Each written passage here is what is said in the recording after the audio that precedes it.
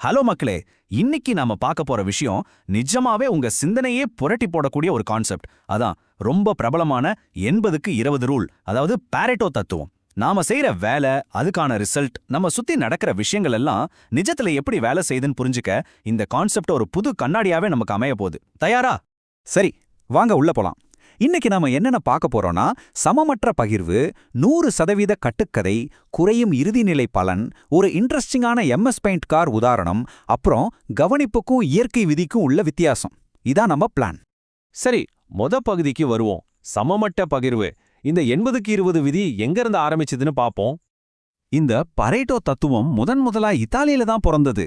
அங்க என்ன கவனிச்சாங்கன்னா, இத்தாலியோட ஒட்டுமொத்த சொத்துக்கள்ல சுமார் 80% வெறும் 20% மக்கள்கிட்ட மட்டுமே இருந்துச்சு. கேட்கவே ஆச்சரியமா இருக்குல்ல?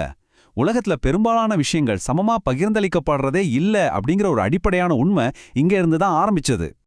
இத அப்படியே நம்ம மாடர்ன் பிசினஸ்க்கும் வேலைக்கு அப்ளை பண்ணி பார்ப்போமா? ரொம்ப சிம்பிள். ஒரு கம்பெனியில இருக்கிற வெறும் 20% ஊழியர்கள் தான் ஒட்டுமொத்தமா 80% ரிசல்ட்ஸை கொண்டு வராங்க. அதே போல சாஃப்ட்வேர்ல வர்ற 80% பிரச்சனைகளுக்கு வெறும் 20% பக்ஸ் தான் காரணமா இருக்கும். அதனால அந்த 20% முதல்ல சரி செய்வது தான் செம ஸ்மார்ட்டான வேலை. வருமானத்தை எடுத்துக்கிட்டாலும் ஒரு கம்பெனியோட 80% வருமானம் அவங்களோட 20% கஸ்டமர்ஸ் கிட்ட இருந்து தான் வருது. எப்படி கனெக்ட் ஆகுது பாத்தீங்களா? அடுத்து பகுதி 2, 100% கட்டுக்கதை. நம்ம எதிர்பார்ப்புகளை இப்போ கொஞ்சம் உடைக்கலாமா? இப்போ உங்ககிட்ட நான் ஒரு நேரடியான கேள்வியை கேட்கிறேன். யோசிச்சு பாருங்க, 80யும் 20யும் கூட்டினா எப்போதுமே 100 தான் வரணுமா? என்னடா கணக்கு கேட்கறான்னு நினைக்காதீங்க. இந்த விதியை பொறுத்தவரை பலருக்கும் இருக்கிற மிகப்பெரிய கன்ஃபியூஷன் இதுதான். இதுல ரொம்ப சுவாரஸ்யமான விஷயம் என்னன்னா, இந்த எண்களை கூட்டினா கண்டிப்பா 100 வரணுங்கிற அவசியமே கிடையாதுங்க. சீரியஸா? உதாரணத்துக்கு, ஒரு கம்பெனில 20% ஊழியர்கள் மொத்த வேலையான 100% ரிசல்ட்ஸையும் தனியாளா செஞ்சு முடிக்கலாம். மீதமுள்ள 80 பேரு எந்த வேலையும் செய்யாம சும்மா கூட இருக்கலாம். இங்க நாம போடுற உழைப்பு, அதாவது இன்புட் வேறு, அதிலிருந்து கிடைக்கிற ரிசல்ட், அதாவது அவுட்புட் வேறு. இது ரெண்டும் முற்றிலும் தனித்தனியான விஷயங்கள்னு நாம தெளிவா புரிஞ்சுக்கணும்.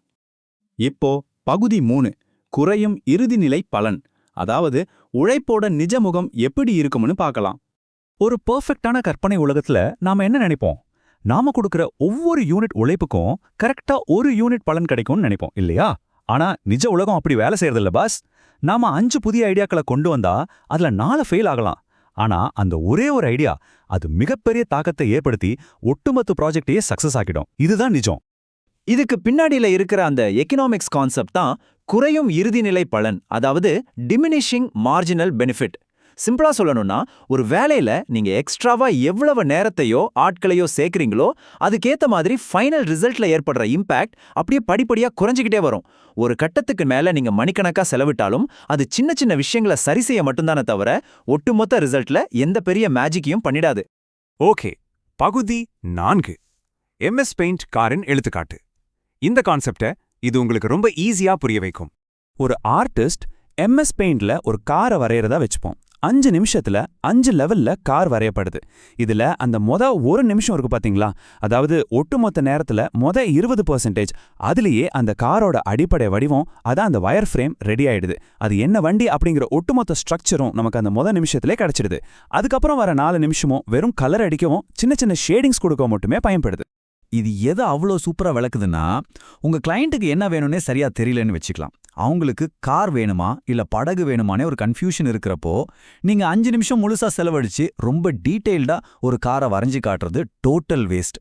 அதுக்கு பதிலா அதே 5 நிமிஷத்துல 5 வித்தியாசமான அடிப்படை டிசைன்களை வேகமா வரைஞ்சி காட்டி உங்களுக்கு இதுல எது வேணும்னு கேட்கறது தான் செம்ம ஸ்மார்ட். பிளானிங் கட்டத்துல இந்த 20% உழைப்பு தான் நமக்கு மிகப்பெரிய பலனை தரும். சரி, கடைசி பகுதிக்கு வந்துட்டோம். பகுதி 5, கவனிப்புக்கும் இயற்கை விதிக்கும் உள்ள வித்தியாசம். இந்த விதியோட லிமிட்ஸ் என்னன்னு தெரிஞ்சுக்கலாம். இதுல ரொம்ப முக்கியமான பாயிண்ட் என்னன்னா, பரேட்டோ தத்துவம் அப்படிங்கிறது இயற்கையோட எழுதப்பட்ட சட்டம் கிடையாது. இது வெறும் ஒரு கவனிப்பு மட்டுமே. ஒரு உதாரணம் சொல்றேன் கேளுங்க. ஒரு பாலத்தோட 80% கட்டுமான பணிகள் முதல் 20% நேரத்திலே முடிஞ்சா கூட மீதமுள்ள வேலைகளை முடிக்காம அந்த பாலத்தில் நீங்க வண்டி ஓட்ட முடியுமா? முடியாது. மோனாலிசா ஓவியத்தோட பெரும்பகுதி ஸ்டார்டிங்லயே வரையப்பட்டிருந்தாலும் அந்த நுண்ணிய வேலைப்பாடுகள் இல்லாம அது ஒரு உலகத்தரம் வாய்ந்த மாஸ்டர் பீஸா மாறி இருக்கவே முடியாது. அதனால எல்லா இடத்துலயும் 80% வேலையோட அப்பாடா முடிஞ்சதுன்னு நிறுத்திடக்கூடாது. அப்போ இந்த விதியை நம்ம ரியல் லைஃப்ல எப்படி கரெக்டா யூஸ் பண்றது சொல்றேன் கேளுங்க. ஒரு ஆர்டிக்கல் எழுதணும்னா எதுனே தெரியாம 1 மணி நேரம் முட்டி மோதுறதுக்கு பதிலா ஜஸ்ட் 10 நிமிஷம் பல ஐடியாக்களை சிந்திச்சு அதுல பெஸ்டான ஒன்ன செலக்ட் பண்ணி மீதி 50 நிமிஷத்தை அதுக்காக செலவழிக்கலாம். அதே போல ஒரே ஒரு டிசைனை வச்சுக்கிட்டு பல மணி நேரம் தவிக்கிறதுக்கு பதிலா வேக வேகமா 6 டிசைன்களை உருவாக்கி அதுல சிறந்ததை தேர்ந்தெடுக்கலாம். இன்டர்நெட்ல ஏதாவது தேடும்போது 12 ஆர்டிகல்ஸ் 5 நிமிஷத்துல மேலோட்டமா ஸ்கேன் பண்ணிட்டு உங்களுக்கு தேவையான சூப்பரான 2 மட்டும் செலக்ட் பண்ணி ஆழமா படிக்கிறது உங்க நேரத்தை பெருமளவு மிச்சப்படுத்தும். இது ஒரு சூப்பரான ட்ரிக் இல்லையா? இறுதியா நான் உங்ககிட்ட ஒரு கேள்வியே கேட்கறேன். நீங்க இப்போ செஞ்சுக்கிட்டு இருக்கிற ஒரு வேலையில குறைவான நேரத்துல அதிக பலன் கிடைக்கணும்னு நினைக்கிறீங்களா, அல்லது 100% உன்னதமான தரம், அதாவது டாப் குவாலிட்டி வேணும்னு எதிர்பார்க்கறீங்களா? பெஸ்ட் குவாலிட்டி வேணும்னா நீங்க கண்டிப்பா 100% உழைப்பையும் கொடுத்தே ஆகணும், வேற வழி இல்ல. ஆனா குறைவான நேரத்துல அதிக பலனை அடைய நினைச்சா இந்த 80க்கு 20 விதியை பயன்படுத்தி அந்த மிக முக்கியமான 20% வேலையில உங்க முழு கவனத்தையும் செலுத்துங்க. இத பத்தி கொஞ்சம் ஆழமா யோசிச்சு பாருங்க. இந்த அலசல் உங்களுக்கு ரொம்பவே பயனுள்ளதா இருந்திருக்கும்னு நம்புறேன். அடுத்த முறை சந்திப்போம்.